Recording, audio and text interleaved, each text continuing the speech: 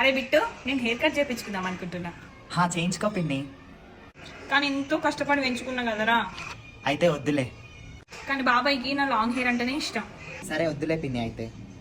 కానీ మా ఫ్రెండ్ ఏమో నాకు షార్ట్ హెయిర్ మంచిగా ఉంటుందని. అయితే చేయించుకో పిన్ని. అయినా దాని మాట నేను ఎందుకు తినాలో? అది నా హెయిర్ ఇంత లాంగ్ పెంచుకున్నది, నన్నేమో షార్ట్ హెయిర్ వేయించుకోమంటాంది. అయితే వద్దు పిన్ని. కానీ ఒక్కసారి అయినా హెయిర్ కట్ చేయించుకోబుద్ది. అయితే చేయించుకో పిన్ని.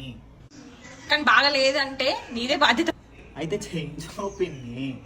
కానీ నాకు బుద్ధి వచ్చినప్పటి నుండి నా హెయిర్ ఒక్కసారి కూడా కట్ చేపియలే. అయితే చేయించుకో పిన్ని. ఏందిరా బిట్టు, నువ్వేదో ఇప్పుడు జనరేషన్ నిన్ను అడుగుతా అన్నిటికీ ఏడుతావు ఇట్లానే. అయితే చేయించుకో పిన్ని. నేను ఈ దయ్యంలాగా రాక్షసిలాగా నిన్ను పీడించుకొని తినేలాగా అనిపిస్తున్నా కదా. అవి ఏం అది అవసరమే లేదు. సరే పిన్ని, నీ ఇష్టం ఉన్నట్టు చేయించుకో, నన్ను మధ్యలో లాగకు. అయినా నువ్వేమైనా పెద్ద ఫ్యాషన్ డిజైనర్ పెద్ద చేయించుకోవాలని అంటున్నావు.